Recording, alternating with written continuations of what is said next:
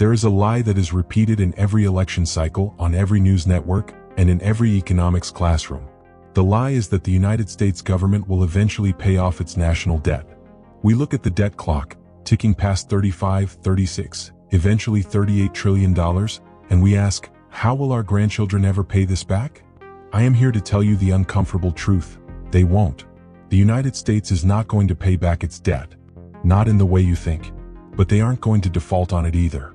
We aren't going to see a hard default, where the Treasury simply stops sending out checks and the global financial system collapses overnight. That is too messy. It destroys the political elite. Instead, the United States has chosen a third option. A path that is quiet, slow, and devastatingly effective. They are already in the process of erasing the debt right under your nose. It is a strategy known to economists as financial repression.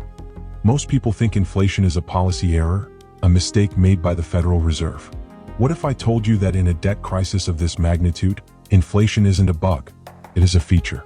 It is the only mathematical way out of the hole. Today we are going to expose the playbook. We are going to break down exactly how $38 trillion disappears, and why the money in your savings account is the fuel they are using to burn it. Let's look at the cold, hard math. Why can't we just grow our way out of it or cut spending? Right now, the interest payments on the U.S. national debt have exceeded the defense budget. We are spending more just to service the debt than we are on the entire military.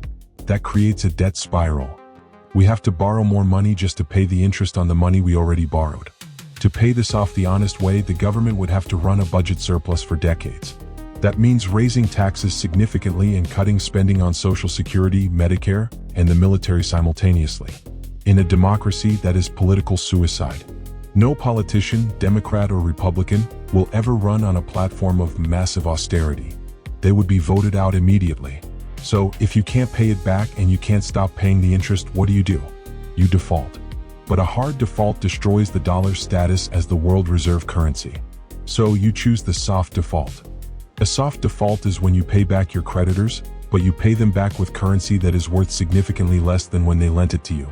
If I borrow $100 from you to buy a week's worth of groceries, and 10 years later I pay you back $100, but that money now only buys a single loaf of bread, I have technically honored my debt. But in reality, I have robbed you of your purchasing power. This is exactly what the US government is doing to the bond market. This brings us to the core mechanism, financial repression. This isn't a conspiracy theory, it is a well-documented economic strategy used by developed nations to liquidate debt. Financial repression requires a specific environment to work. You need two things. First, you need inflation to be higher than the interest rate.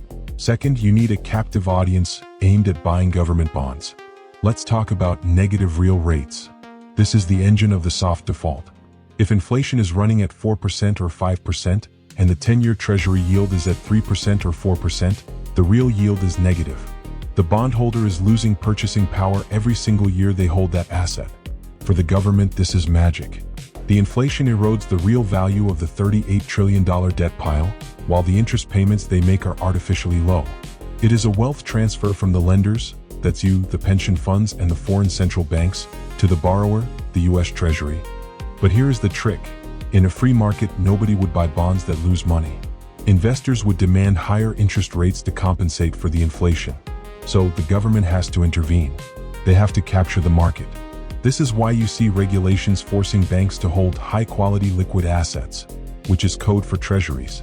This is why the Federal Reserve steps in as the buyer of last resort when nobody else wants the debt. They rig the game so that interest rates cannot rise to their natural level. If you think this sounds speculative, we just need to look at history. We have been here before. At the end of World War II, the US debt to GDP ratio was roughly 120%. It was a mountain of debt that looked unpayable. Yet, by the mid-1950s, that ratio had collapsed down to roughly 60%.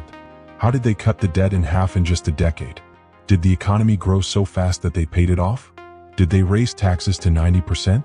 No, they used financial repression. During the 1940s and early 50s, the Federal Reserve explicitly capped the yield on long-term government bonds at 2.5%. They said, "We will not let rates go higher than this." Meanwhile, inflation spiked, hitting 8%, 10%, even nearly 20% in 1947.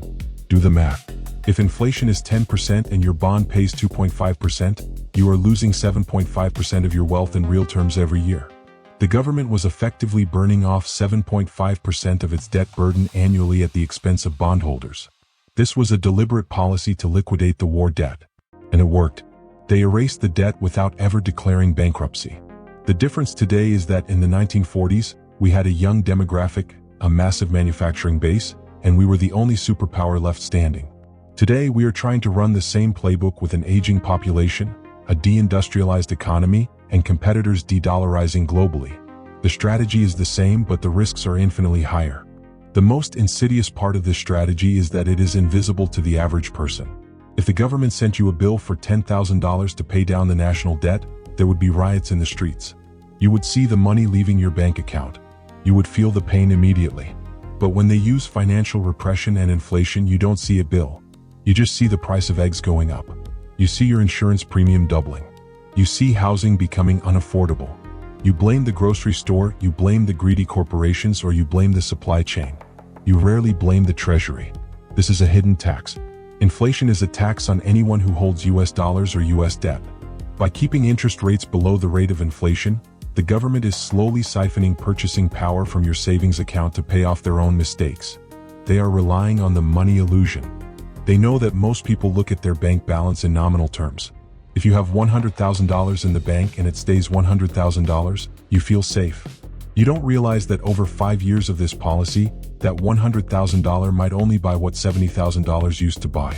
The number is the same, but the wealth has been erased. We are now entering a phase called fiscal dominance. This happens when the debt becomes so large that the central bank loses control. Normally, the Fed's job is to fight inflation. If inflation goes up, they raise rates. But in a fiscal dominance scenario, they cannot raise rates high enough to kill inflation because doing so would bankrupt the government. If the Fed raised rates to 8% or 9% today to truly crush sticky inflation, the interest expense on $38 trillion would consume the entire federal tax revenue. The government would cease to function. So, the Fed is forced to keep rates suppressed, even if inflation remains stubbornly high. The fiscal authority, the government spending, now dominates the monetary authority, the central bank. This means that high inflation, or at least inflation consistently above the 2% target, is here to stay. They need it. They require it to keep the system from collapsing. The target of 2% is just a talking point to keep the public calm. The reality is they need 4% or 5% inflation for a decade to liquefy the debt pile back to manageable levels. So what happens next? The government will continue to gaslight the public. They will tell you the economy is strong. They will tell you inflation is transitory or bumpy. They will tell you the debt ceiling is just a formality. Meanwhile, behind the scenes, they will continue to debase the currency. We are likely moving toward a period of secular stagnation, low growth, high inflation, and negative real returns on traditional safe assets. The 60-40 portfolio, which relies on bonds to provide safety, is dead in this environment because bonds are the very asset being confiscated. If you understand that the goal is a soft default, you understand that holding cash or long-term government bonds is a losing strategy. You are the designated victim in this scheme. The only way to protect yourself is to opt out of the repression. You need assets that cannot be printed and cannot be debased. This is why we see central banks around the world buying gold at record paces. They know the dollar is being diluted. This is why scarce assets like real estate and Bitcoin have shown resilience despite the volatility, because they are hedges against the debasement of the denominator. The United States is erasing $38 trillion in debt. They are doing it quietly, slowly, and methodically. They aren't asking for your permission, but they are using your money to do it.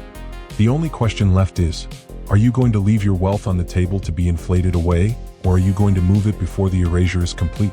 The choice is yours, but the clock is ticking.